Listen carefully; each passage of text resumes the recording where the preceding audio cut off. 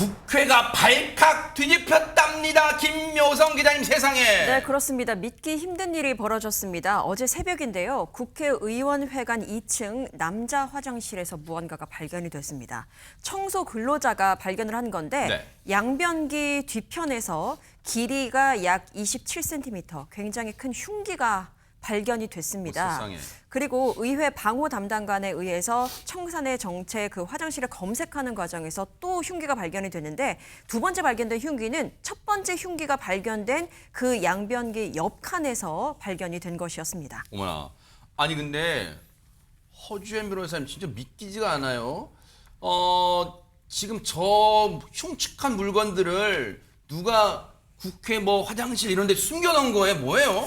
아직까지 용의자가 특정이 되지 않아서 저 물건들을 갖고 들어오게 된 경위라든가 이 목적이 무엇인지 이 부분에 대해서는 추가적인 조사가 필요해 보이는데 일단 용의자부터 특정해서 검거를 해야 되는 상황입니다. 네. 국회 사무처가요. 관할서인 서울 영등포경찰서에 수사를 의뢰를 했고 경찰 관계자가 현장도 확인을 했다고 하고요. 그리고 CCTV 등도 분석을 하고 있다고 하는데 아시다시피 국회 경내 곳곳에 CCTV가 설치가 되어 있고 출입 관리도 엄격하게 되는 만큼 용의자를 특정하는 것은 시간 문제일 거라는 생각은 듭니다. 네.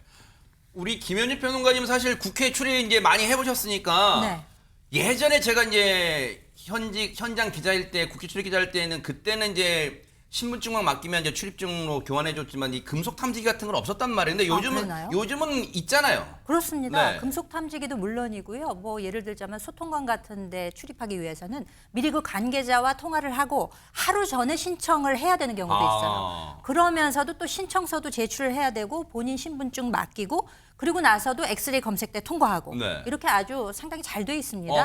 근데 이게 어떻게 저 흉측한 물건들이 저기 있었을까요? 그러니까 말입니다. 그런데다가 이런 일이 처음이 아니라는 거죠. 공교롭게도 지난번 3월 31일에는요. 그 엑스레이가 통과되는 도구에 그 등산용 칼이 발견된 적도 있었고요. 세상에. 지금 좀 수류탄 모양으로 생긴 거 저거 보이시죠? 어머나, 어머나. 저건 지난 9월 19일에 네. 수류탄 모형의 라이터가 발견돼서 엑스레이 검색에서 걸린 적이 있었다 세상에. 그래요.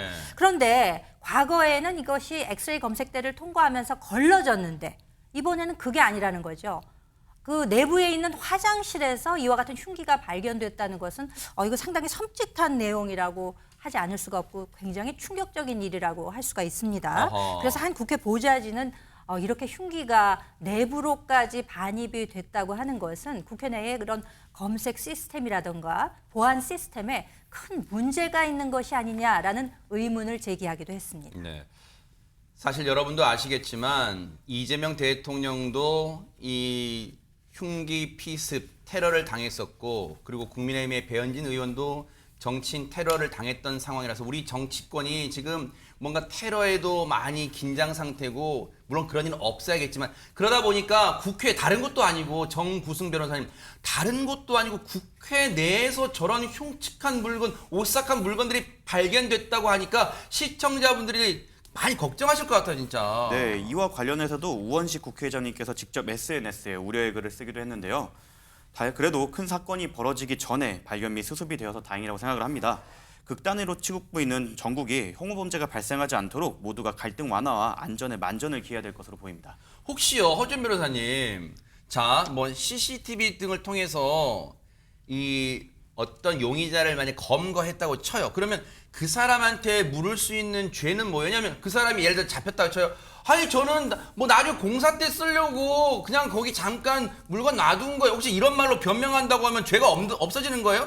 일단 정확한 목적이나 이런 것들은 조사를 해봐야 되겠지만 국회 청사 내로 흉기를 갖고 들어가는 것 자체에서 문제가 될 소지가 충분히 있다라는 생각이 들고요. 근데 아직까지 지금 용의자가 검거가 되지 않은 상태이기 때문에 우리가 일반적으로 공공장소에서 흉기를 꺼내서 사람들에게 불안감을 조성하게 하더라도 공공장소 흉기주제로 처벌받을 수 있는 상황이잖아요. 네.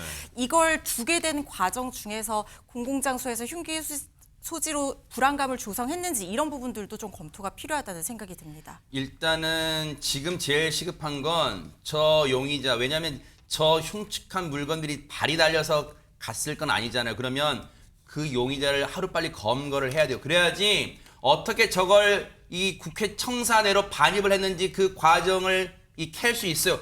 이 차제 검거는 검거대로 가고 차제 보안 검색도 더 강화해야 되지 않을까, 국회 이 보안 강화를요 해야 되지 않을까 그런 생각 해봅니다. 검거됐다는 소식 들려오길 기대를 해보도록 하겠습니다.